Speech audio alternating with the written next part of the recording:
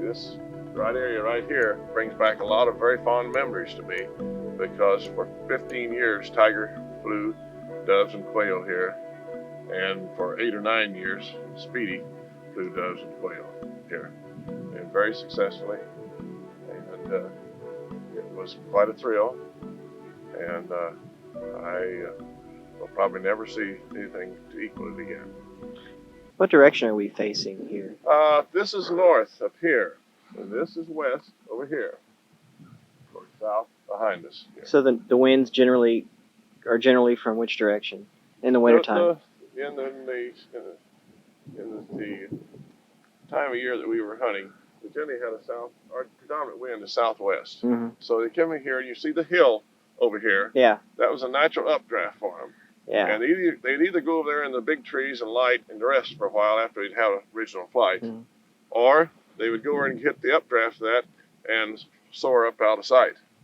And then you just sit down here and just wait and hope for more doves to fly in. They generally did. Doves are rather funny. They'll come right back to where they've been flushed out of very readily. And you look up, and here would be two little specks up there, and it'd just be kind of tip of their wings just be flicking just a little bit. They'd just be right together, just come right over, and they would come right back over you, and they knew exactly what was going to happen. We had a huge rain, and it washed that pond bank out right in the middle. It was totally eroded out. The pond was all gone. So I got a bulldozer in here, and I had them fix the pond back. Of course, this was all new, fresh dirt at that time, after the bulldozer had been here. So I planted wheat on it. Wheat will grow almost any time. And I planted wheat on it. And then after a while, the wheat was successful and made a lot of grain. And here I had all these doves. And it wasn't because I was brilliant. I was just kind of lucked into it. And so here's where it was. You come up here and you cast these falcons off when you're up on top of the hill up there, just out of my backyard. And the predominant wind is out of the southwest, which is over here.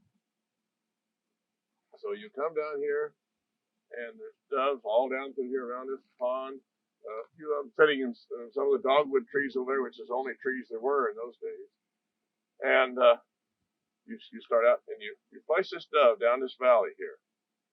And you've got two falcons up here at 400 feet, at least. And they come down. One of them stoops, probably miss.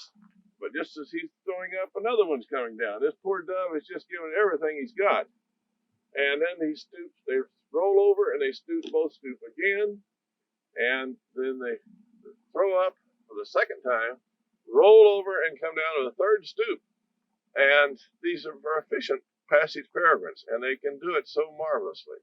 And I can still remember coming up, the doves would fly right straight up to avoid them.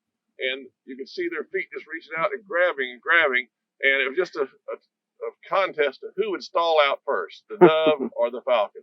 And sometimes the falcon won, and sometimes the dove won. But if we didn't get him in, we'd come back up here, we'd sit down on the hill, the birds would either go over and light on some of these big trees over here and rest for a while. Meanwhile, doves come right back in here. It's rather peculiar about doves. Even if you scare them off, they come back very readily. Or they would hit an updraft on those woods over there, and would mount up clear out of sight. As you just sat down, you just waited, in about 15 minutes, here they would come, like we said before, just flicking those little wings slightly right over you. They knew exactly what was going to happen. And so we'd place another dove, and we'd go over the same thing, and hopefully that time we'd be successful. And if we were, Speedy would stash it on a rock wall. It's up there where there's woods up there. Or you had another little place back up this valley here in the woods on the logs up there he'd stash it. And I remember once Speedy caught a dove. And we had arrangements to go out to dinner with some people. And he carried it up to one of the trees over here and ate it. And I couldn't get him to come down. And it was late for our dinner engagement, so I left him. The next morning, I got up at daylight to retrieve him, and it was totally fogged in. You could only see 20 or 30 feet. So I went back to bed, slept a little longer, got up again.